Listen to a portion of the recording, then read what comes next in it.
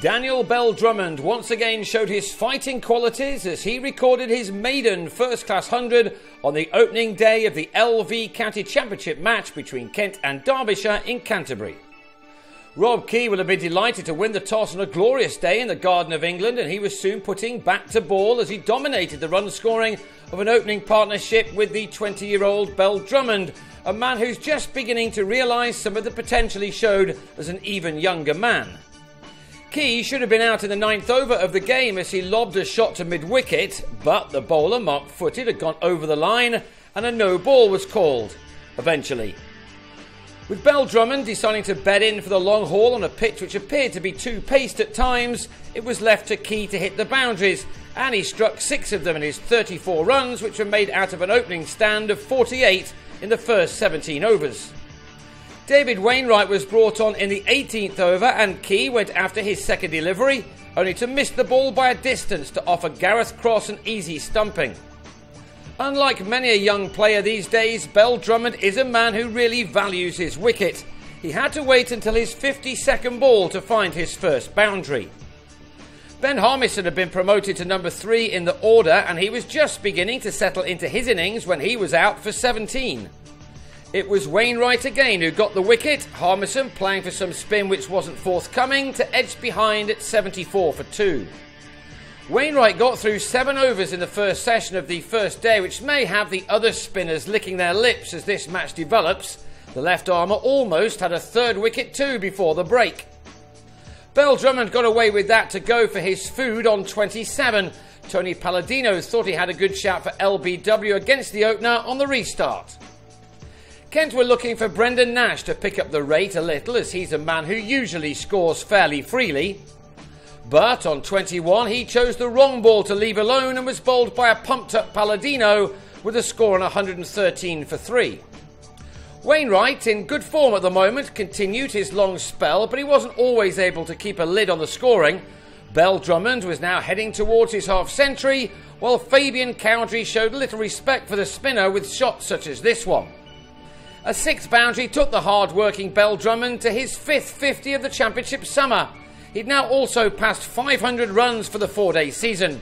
This one was a real battling effort, using up 127 balls, his half-century arriving in the 49th over of the day. Bell-Drummond and Cowdrey took the total to 149, only for the latter to be given out LBW to foot it, although from the batsman's reaction there must have been an inside edge involved.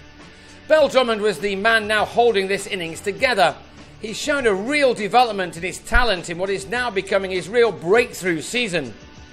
He now had the advantage of having Darren Stevens at the other end. Not only does he have many years of experience to be able to pass on advice to his young partner, but he was also able to take the pressure off as he, as ever, went after his boundaries, allowing Bell-Drummond to bat as he had been doing all day. The opener had moved on to 72 at tea out of a score of 184 for 4, and he would have known that he now had a great chance to get to 3 figures for the first time in his career. He nearly lost Stevens at the other end. Once upon a time, he might have gone hitting the ball twice off Marcus North. Stevens and Bell-Drummond waited for any delivery from the spinner that was too short. On this slow pitch, such balls were easy to turn away to the boundary. Bell-Drummond moved beyond the 92 he made earlier this season as his highest ever score, and he now just had to finish his excellent job off. He'd taken the total to 236 and needed just 2 more for his maiden ton when he lost Stevens at the other end, although the batsman on 45 could hardly believe it when he saw the umpire's finger raised for a leg side catch behind. It gave Palladino his 150th first-class wicket for Derbyshire. It was the start of a collapse for the home side, but not before Bell-Drummond got the run he needed for his battling 100, made in his 30th first-class appearance for Kent. He might win the award for the biggest beaming smile seen on a cricket field this year.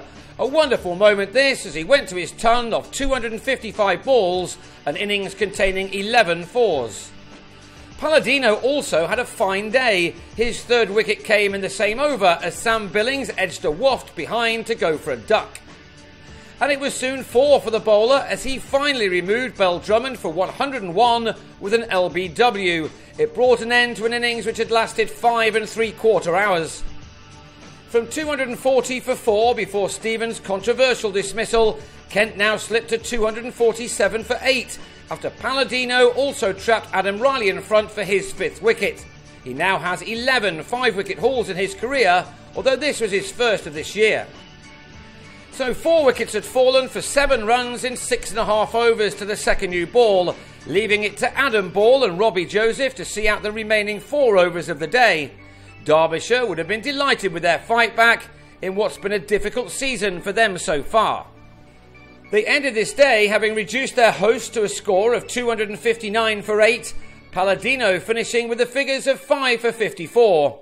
But as good as he was, this will be a day remembered forever by Bell-Drummond, the only man who dealt with the conditions really well.